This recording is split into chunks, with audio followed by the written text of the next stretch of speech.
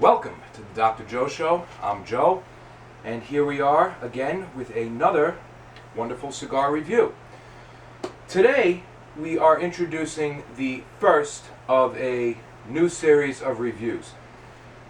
As you know, we've been covering many brands, both Cuban and non-Cuban alike. And as we cover those brands, we go through brand history, stories about the cigar, brand in question. Some of them are much more intense than others. But once we cover the brand history, there are usually a whole slew of lines and sublines and special releases and what have you from that brand. Of course, it's pointless to go over the brand history again and again. And while we can talk about different things like aging and tobacco, etc., I also want to do a series that quickly reviews cigars from brands that we've already covered. For instance, today's my birthday, and I wanted to smoke something special, starting out this new year for me in a great positive light. Got a new job. I'm enjoying what I'm doing hobby-wise. Show is good, you know, things are looking up. And a few weeks ago, maybe a month and a half or so, we covered the La Escepcion Jar release in the Cigar Collectibles series.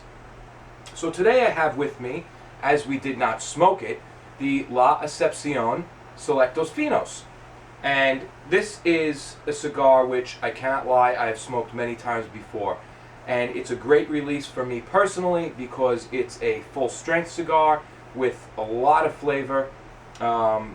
Very, very, very nice cigar. I personally love it. Regional edition, Italia, Italy, of course.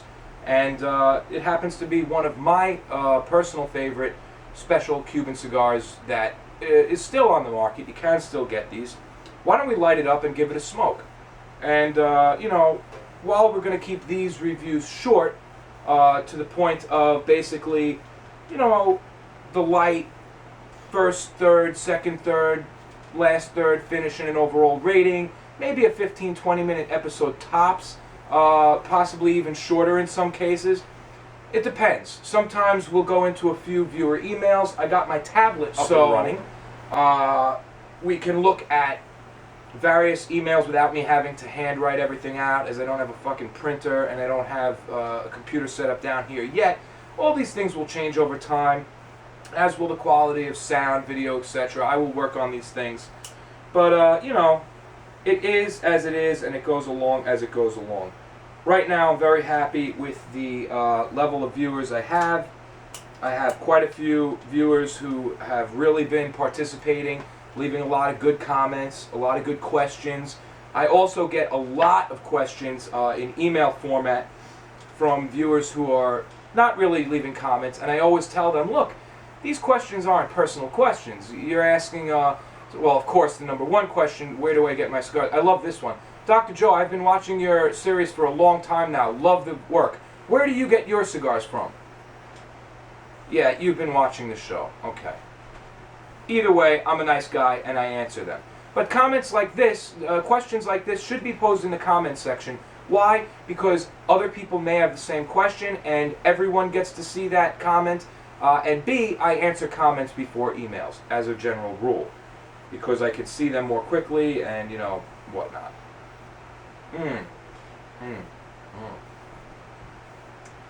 Yep.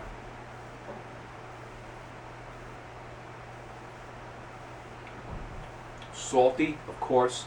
Nutty. Pretty nutty.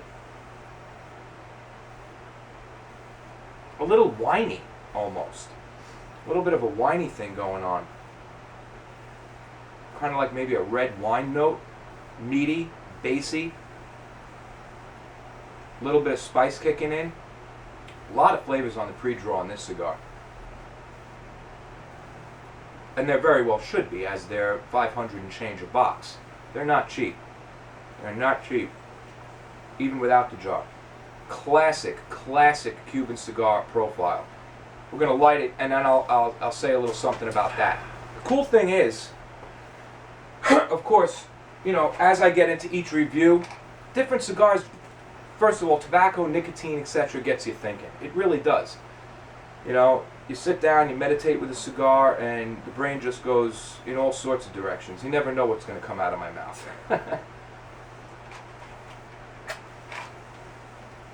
So while these reviews will be shorter, I guarantee that I will try to also make them interesting and a little more than just a plain old review. See, the general concept was always that do videos that are different and unique, set yourself apart from the rest, because there are plenty of people already doing straight up reviews, and to put the results of each review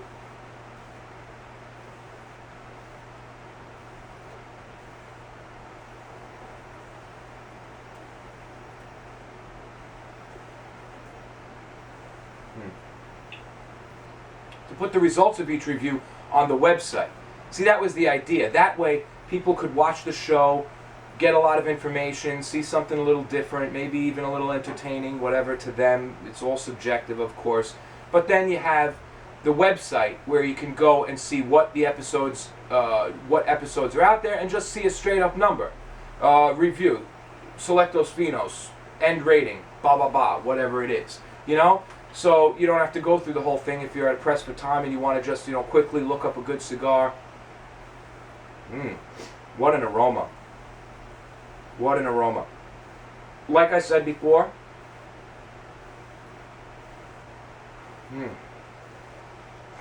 wow. Like I just said, classic Cuban cigar smell. And that came up because, you know, I was talking to a guy back and forth, his first time ordering Cuban cigars. He had smoked some before, but he didn't like them. And see, by communicating through emails, this is the thing, if you're honest and you say what's going on, sometimes I can pinpoint what the problem may be. And it's not always that they're counterfeit or they're fake. The guy smokes Opus X, Tatuaje, Padron, Fausto, you know, strong, full strength cigars. He tried a Sancho Panza. For some reason, now I don't know if this is why, maybe he thought it was full-bodied, or maybe he just knew it was Cuban and wanted to give Cuban cigars a shot. For some reason, a lot of people assume Sancho Panza is a full-bodied cigar. In America, anyway. And it may have something to do with the fact that the non-Cuban brand of the same name produces some pretty full-bodied cigars. For instance, the Sancho Panza Forte, which is a very, very strong, Forte meaning strong, very, very strong cigar. So he tried it and said, really not my thing, didn't like it at all. And I told him, look, I'm not pushing Cuban cigars on you, but that cigar just doesn't fit your usual smoking habits, your usual pattern, what you usually enjoy. I recommend trying something more along the lines of Partagas Series D4. Great. By the way, if you're a full cigar guy, a guy who likes a cigar with a lot of flavor, a lot of strength, and you're trying Cubans for the first time, that's my personal recommendation. That was one of the first boxes I ordered.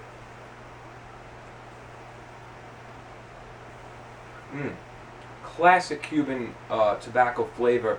And anyway, getting to the point of all this is, he ended up ordering a box of cigars, trying them, and some things were back and forth. I like this, I don't like that, whatever. But he said somewhere along the line, I hear you mention a lot, you know, that distinct note, that distinct Cuban tobacco note. I don't see it. And I said, well, first of all, it's distinct, but it's not so distinct that you're going to know it the first time you smell it. You have to smell Cuban cigars a few times to see that repeat note. You know what I mean? If you only smell them once, you can't detect which is the note that's repeating. That you finally say, wow, that's the note that Dominican cigars and Nicaraguan cigars don't have, and Cuban cigars have.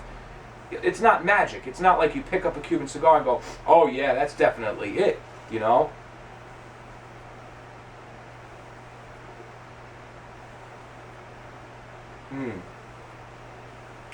Very winey.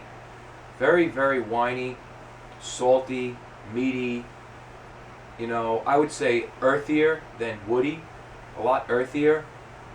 The smoke on the light was pretty wispy, but right away it's picking up and gaining a little density, a little body.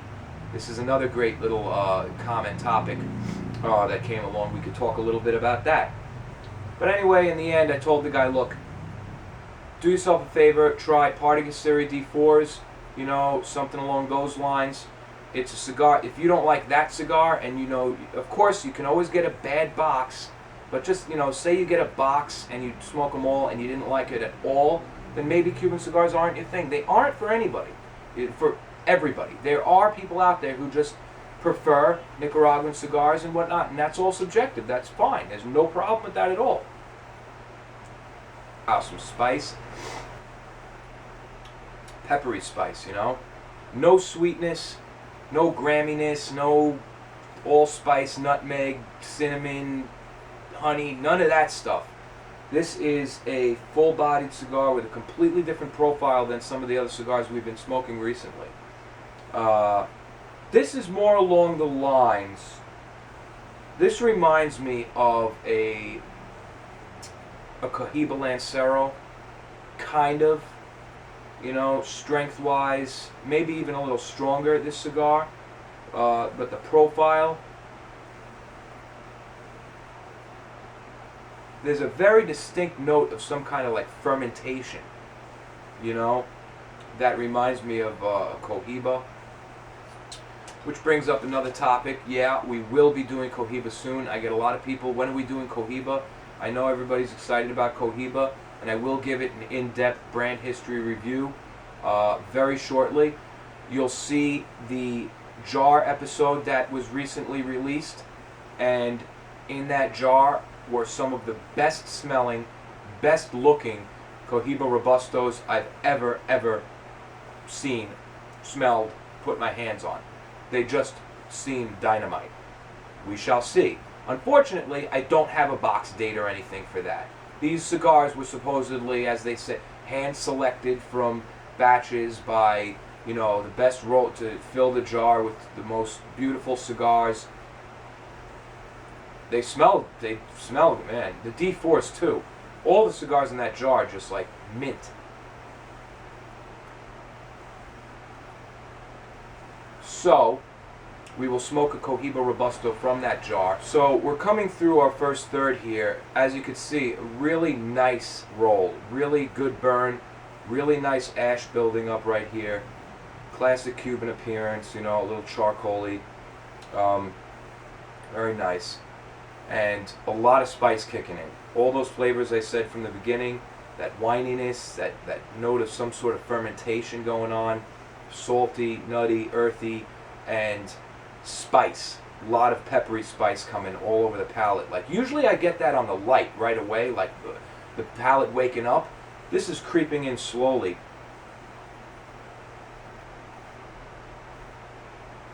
Which, as I said, I smoked these before, and that viewer, if you could talk to him, he would tell you, one of the things I told him, he said, well, which cigars, you know, have a lot of spice? I want a really strong, spicy cigar. And I said, generally, Cuban cigars really don't have a lot of spiciness. There are some stronger ones. The D4 will give you some spice, but, you know, they're far and few between. A really, like I'm talking like, you know, say, a Lido Gomez LG, you know, LFD, LG, if you ever smoked any of those, very spicy. Some Opuses can be pretty spicy. This is one Cuban cigar that's got a lot of spice. And I told him, if you want a strong cigar with a lot of flavor and a lot of spice, if you want to take your chances and trust me and put your money down, a box of these will do you right, you know.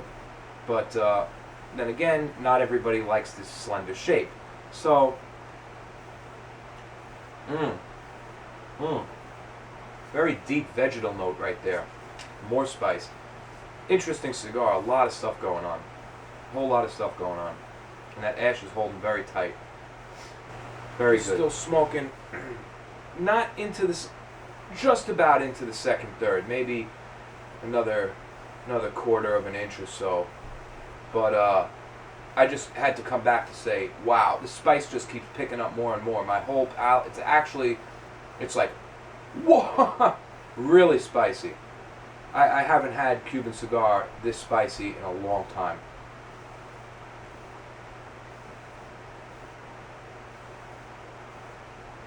Wow. And I smoke a lot. a lot of cigars. So sometimes cigars with just a little spice, somebody's saying, oh, I detect some spiciness. I may not detect it that much, you know. Other flavors, yeah, but that's one of the first things to go when you smoke out your tongue and you burn out. And say, you know, it can happen. Sometimes it's a good idea to let your palate recover. You know, don't smoke for a day, maybe two if you can, but you know, you can burn your tongue out, and detecting spice is one of the first things to go. For me, anyway, I think so. But this thing is just lighting my whole mouth up, sides of the tongue, tip of the tongue, center of the tongue, and even like the cheeks, just inside of the cheeks, roof of the mouth a little bit. Tons of spiciness. Very hot. Hot cigar.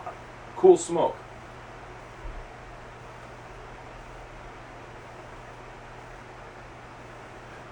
Another funny thing is, I mean, look at that ring gauge. Such a slender smoke. 38, I think it's a 38. It's a slender cigar.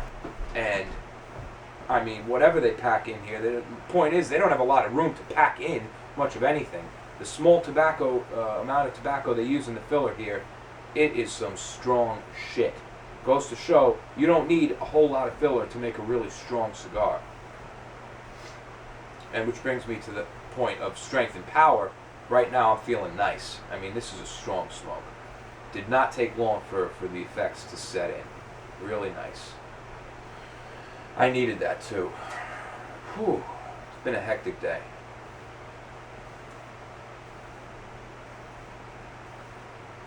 It's pretty much always a hectic day. And especially when I'm doing a video, it's probably a even more hectic than usual day, because this is what I run to when life is just out of control. This helps me slow it all down. Not only the smoking, that alone could do it, but there's something about just sitting here and spewing out my thoughts, and it's almost like a venting, you know? Sometimes, like, I'm so riled up, I curse like crazy. People, oh! Spicy, spicy, spicy. Spicy, spicy. This is the kind of cigar, the spice is built up so much that this is the kind of cigar, were you to let it go out and come back to it an hour later and relight it, you'd be like,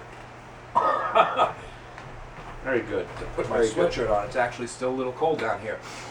Alright, so finished our first third, coming into the second, so report on the first third. Like I said, a lot of strong flavors, very strong strength, you know, very, very, very strong cigar. Especially for its size, unbelievable, and one word that describes it above all other things, spicy. Very spicy cigar, which is very odd these days for Cuban cigars. Within the realm of the 27 existing brands, there really aren't that many cigars. Well, there are no cigars that I've ever found this spicy.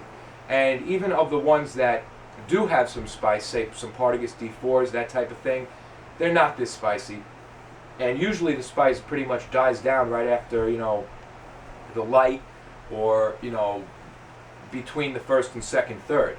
But this cigar, I'm well past the first third, coming into the second third, and the cigar is still, every time I take a puff, I'm getting all this really spicy effect, which is telling me that it's getting stronger, because the palate is not getting used to the spice that's present, and therefore, you know, when you, check this out,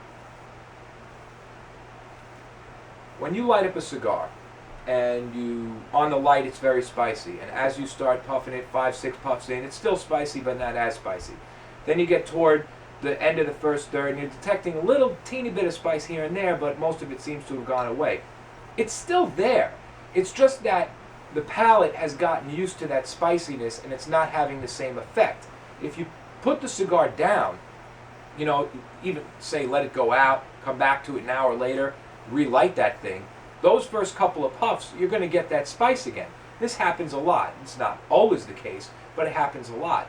For this cigar to be constantly giving me this spicy effect as I'm smoking, this spice has to be getting stronger and stronger and stronger. On that note,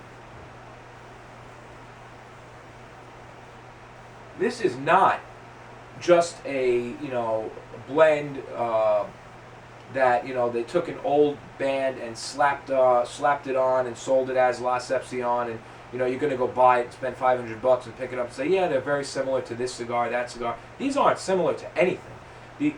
They're Cuban. In that case, they taste like a great Cuban cigar, but there's definitely no cigar in the market quite this spicy, and I like that.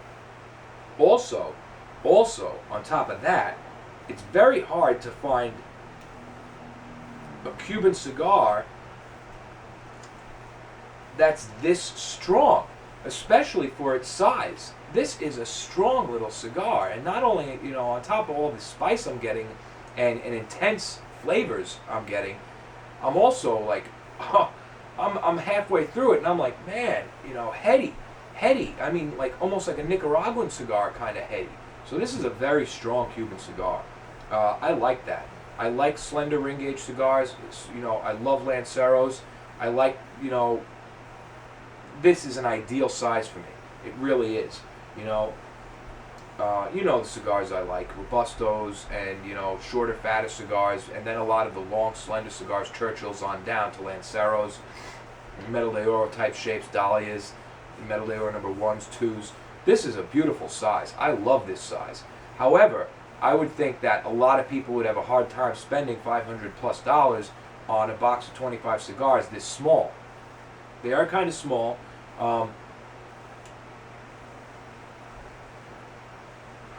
The burn is beautiful.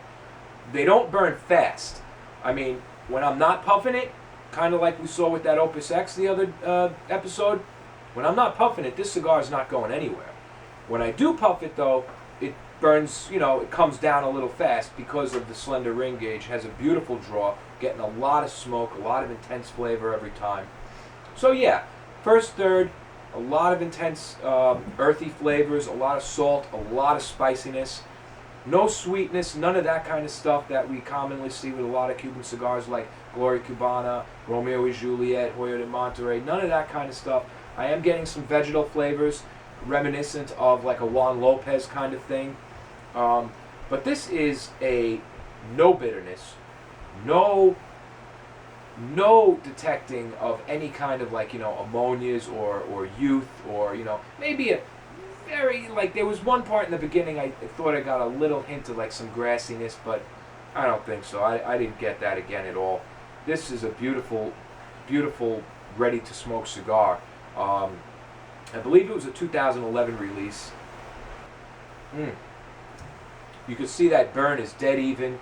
That I'm getting a great draw. Some really nice. Look at that. I mean, that's just so Cuban. Nice, perfect ash, but then these like little flakes coming off here and there. Getting some nice chunky ashes here. You know, very good roll. Very well made cigar. La Escepcion.